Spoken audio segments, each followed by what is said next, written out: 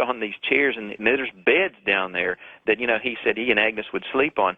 These stones are cut, George, with a precision that's as smooth as your skin. I mean, what do you mean he and Agnes would sleep on? Where did Agnes come in from? Well, because remember now, he's building this for his future life with Agnes and the children. So there's actually beds down there. And he said one time, if Agnes complains about the living conditions, I'm going to tell her, well, at least you don't have to worry about sweeping the floor. But you meant where they would sleep. Where they would sleep. You said where she was. I thought she popped up all of a sudden. I'm sorry. I got carried away there. No, where the future would be. So he actually put beds there, and as he was giving a tour, he said, here's where in fact, he had a little rocker there for the baby and the little bedroom there where she would, rock the baby. And so it's all there. But those stones are cut with, absolutely, they're smooth. As smart as he was, as much of a genius as he had to have been, was he insane? No. No, not at all. I mean, just think of this for a moment, Joe. Here's a guy, regardless of his technology and the knowledge of, here's a guy who's building a house for a woman who's not coming or maybe doesn't exist, beds for children that aren't there. I mean, it's almost as if this was all a figment of his imagination. I mean, that's kind of weird. I mean, if I went out and built a house for someone who I don't really know and started putting in, here's the kid's room and here are the beds for the kid, and that's kind of weird. Well, he just didn't have to go through a divorce, George. No, but they weren't there. Well, but see, thing is now, Ed was eccentric, okay? I'll give you that. He was eccentric. But don't forget, as we talked about it last time, the Agnes story is also a great cover for his scientific achievements, because when he was beaten by those thugs, he actually did not talk about his machine too much anymore. He didn't talk about his scientific, so he had to cover his things.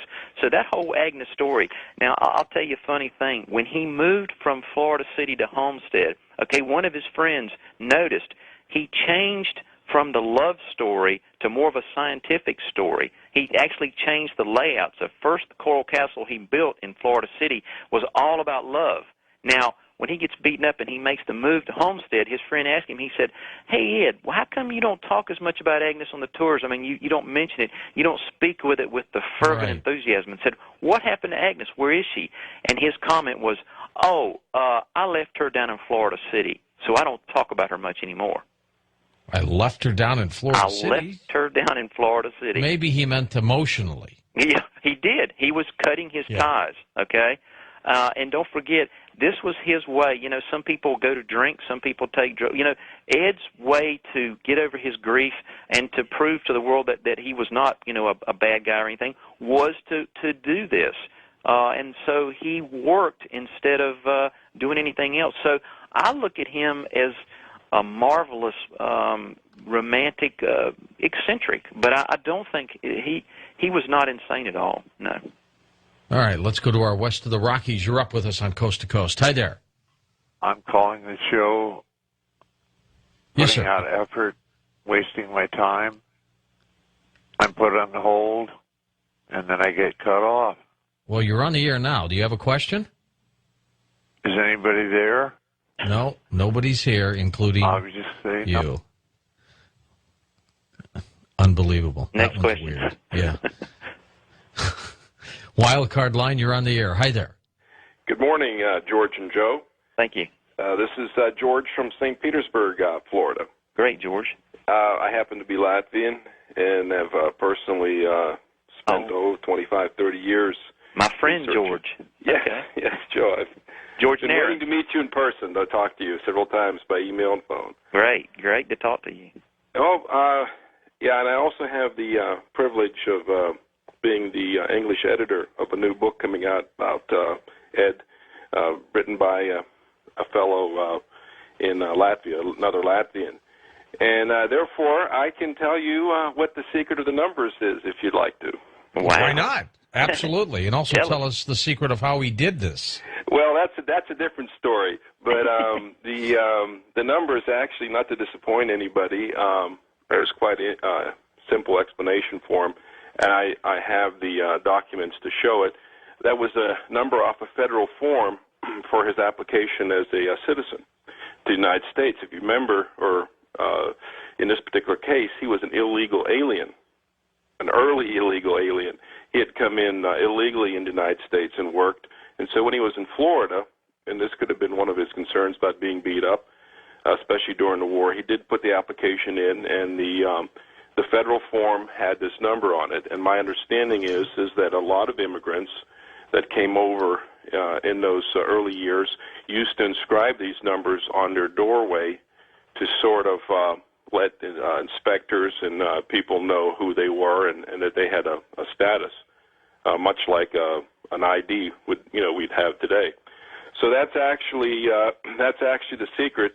I know some people out there, and one guy spent many hundreds, if not thousands, of hours researching it. But I hope that doesn't burst too many people's bubbles. But that's why would he call it the secret of the universe? I don't believe he ever said that. That was somebody who put that tag on there, to be quite honest. That was just his mark. Just like you'd have your address, and that was to be known. This is my place. This is who I am, and I'm a U.S. citizen. Does your friend from Latvia have his own theories on how he thinks Ed did what he did? A lot of the book is historical. I did also get introduced to one of Ed's relatives, an older gentleman in his 70s, and I went and visited his farm in Latvia, not far from where Ed grew up. And interesting enough, he had tripods, and he was showing me how to lift things and move things. But that doesn't really explain some of the mystery and the focus on the physics, I guess, for lack of a better term, that Ed certainly spent his time writing about. You notice that in his literature, he didn't, in his printed literature, he never talked much about building or construction. It was all about, not counting, of course, the book In Every Home, which was more about life. What about the machine, George? That's an interesting machine. It's a very interesting machine, isn't it? I wish it was a little bit protected so people wouldn't chip at it. Absolutely. Absolutely. Yeah. Okay, thanks. Appreciate it. And let us know when this book comes out, too. It's probably first serious draft in English conversion's been done. It's probably ready in the next couple of months. Okay. Sounds like we might have a roundtable discussion, Joseph. Sounds great. On Ed Leedskalnin. We'll get everybody together on something like that. That would be interesting. Be a fascinating program. Thank you, George. Thank you. I wonder if we could ever get the relative on the line. That would be interesting, too. That would be. Next up, let's go to our first-time caller line. Go ahead, sir. Hello, George. Great to speak with you. Thank you. Joe, I think I know what the number is above Ed's door. Okay. It's the golden ratio expressed numerically. The golden ratio is what we find in seashells on the beach. It's a pattern identified in most designs, usually underlying. But apparently this gentleman, Ed, figured it out mathematically and was able to use it to affect electromagnetism, which is fascinating. See, I like that theory better than it being his citizen number. Yes, I heard that other call, and that may be his citizen's number if there were such a thing as coincidence. But it wouldn't explain how he was able to do what he did.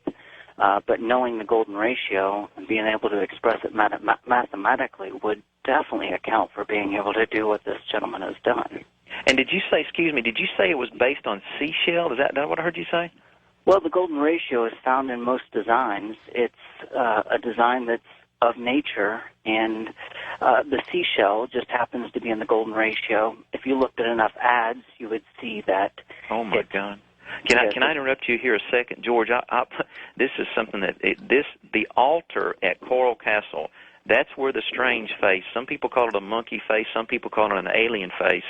And when I was doing research, if you go to that picture and look at that altar, it is surrounded with seashells. That is fascinating. Now I like that theory. Covered in seashells, in the big conch-looking shells. Joe Bullard, the greatest part of Ed Leedskalnin, he keeps us wondering, doesn't he? Yes, he does. Thanks, God. Thanks, Joe. Appreciate you being on the program. Thank you so much for having me.